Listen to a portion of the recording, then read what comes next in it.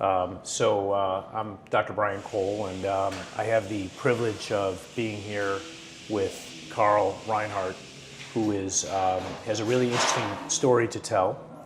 We're here at the Oak Brook Surgery Center, and so I've been doing cartilage transplants now for better than 25 years, and as well as tissue transplantation with ligaments and and bone grafts and so forth. And I can safely say over the last 25 years, I've never had the privilege of meeting a family member of one of the donors, and this is what we really have the opportunity to do today. So, Carl, thanks for being here. I'm actually very grateful. And I'll just give a little bit of the story, but I think more importantly, I'd love to hear you share some of your thoughts. Awesome. I've had the privilege of taking care of the Chicago Bulls now for almost 20 years, and has been well known in the media as Lonzo Ball, who had a long-standing knee issue where he had a meniscectomy done years back, and we tried a number of things to try to resolve some pain, and for the better part of a year or more, we're unable to get rid of the medial side of knee pain, and we indicated him for a medial meniscal transplant and an osteochondral allograft. And that was a situation that if he didn't do something, he wouldn't be able to play, and he knew that going in, and he also knew that there was really no precedent for this. There was an ESPN article that sort of quoted us as saying the Hail Mary. I mean, the reality is we don't have an NBA population who's ever had a double transplant, and it's probable that he may be the only person who's had a meniscus transplant. Maybe there have been a few osteochondral allografts. So at any rate, that's the procedure he had in March of 23, and just beyond 2 years of being out of his sport, he was able to return. And if you ask him, he would say he has no knee pain and he's been playing extremely well. And we keep our fingers crossed. He's very grateful for the opportunity to play again, but we don't have much to borrow from as far as what's going to happen tomorrow with this particular procedure. Long way of introducing the fact that you are the donor's father. So I'm just curious if you could sort of share your experience, what happened and anything about your son, and a little bit about the tissue banking industry. And it's ironic that you and I it's sort of like 6 degrees of separation. We've known each other indirectly for over 20 years because of the spaces we work in. So I just wanted you to get a chance to share your story. Yeah, no, it's sort of remarkable a little bit, making something sort of remarkable out of something so tragic. My son, Alex Reinhardt, was a college football player. At age 20, he he took his own life, and it's just the whole suicidal awareness thing is just something that's always been important to me since this happened. But he was someone that just continued to always want to give. Again, it's an unfortunate circumstance, but it's sort of crazy a little bit how he lived his life and always paying something forward. And to hear over probably the last week or so when we found out that the Lonzo Ball was the recipient. If I may interrupt, you knew your son was an organ donor. He donated his heart, liver, lungs, right? So, as well as his cartilage, and he's already donated some of his parts to other individuals. Correct. Yeah, 21. We've gotten 21 different letters that we've gotten that things he's actually donated, from heart valves to patellar tendons to gracils to SMITs, and so it was. It's interesting. This is unique a little bit in that situation as we find out that he donated those. But this is the first one we actually had the donor actually want to reach out and make a connection. When did you hear about the desire for the connection? Probably about a couple weeks ago. We found out that the recipient wanted to reach out and find out who the donor was. And over the last truthfully, the last 72 hours, a week or so, that's when we found out it was actually Lonzo Ball. And then we found out that Dr. Cole did the surgery. And so I was like, this is pretty remarkable.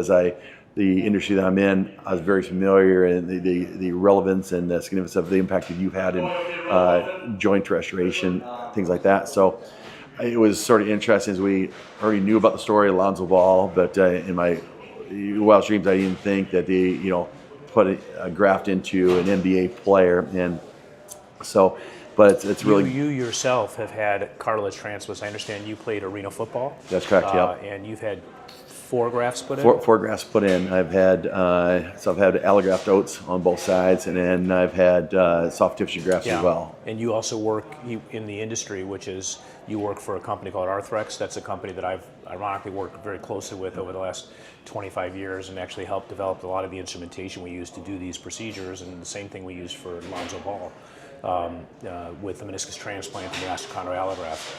So when did you have any, when you go back and you saw some of the articles and so forth, did you have any inkling that who might have gotten your son's cartilage? We went back and looked at truthfully, and we found out they asked us to do some disclosures, and then we trying to figure out what athlete. We knew was a professional athlete. We didn't know what caliber, where, what. But in my mind, I was like, being in the industry, you put a plug into an NBA guy. It was hard to fathom that that's something that would be actually a viable option. And so, we were speculating, is it an NFL or is it hockey? Something that doesn't have an impact all the time. So then once we found out, I'm like, this makes so much sense. And then I go back and look at the timeline. Yeah. And I think it was within 35 days it was actually implanted from the time Alex passed away to, I think Lonzo had his surgery in March. Yeah, that's right. And your whole family's here now? The whole family's here. So I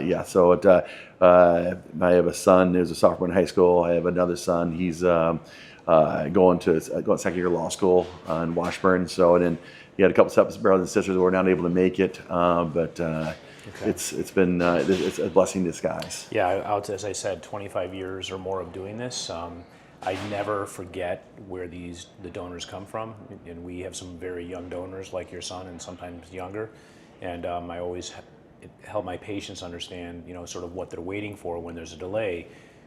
They don't often understand the entire process, but it speaks to the importance of tissue donation, the so-called gift of life, and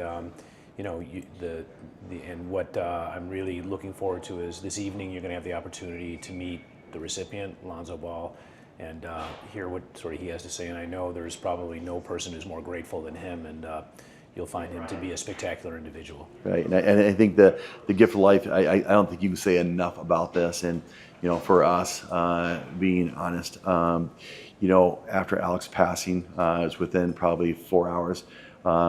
His mom and I probably had made one of the tough decisions. Like, do you want to make Alex a donor? And it was without any holdback. We said, yeah, if we can help other people. And so it's just, again, a blessing. It's just one of those things to help give closure every day. How do you live with this? Yeah, and finally, when you think about this, does this give you, thinking moving forward, does this give you some sense of closure? How do you tie it all together? And I know you have not yet met any of the recipients to date, but I'm curious how you think about that, how you process that, as far as, does it provide closure? How will you think about this going forward as his legacy lives, forever this way? No, I think you make a good point. I think it's how you live with it. I think to me, it's like a dose of medicine every day, having something like this, and how do you live with it? And this, I will tell you, with my boys, talking to them last night and this morning, it just gives them a sense of a little bit, I guess, like, it's hard to explain, but it's like an amazing knowing that Alex is able to help someone. And we're Chicago Bulls, Lonzo Ball fans for life, and I cannot say enough about organ donation, suicide awareness, and like I said, being able to have the ability to help someone else moving forward. And that's Alex's legacy. He's always wanted to help someone, and he's still helping people, to this day. Great. Well, we're all very blessed that you've taken the time to do this. So, thank you, Dr. Cole. Appreciate you. Thank you.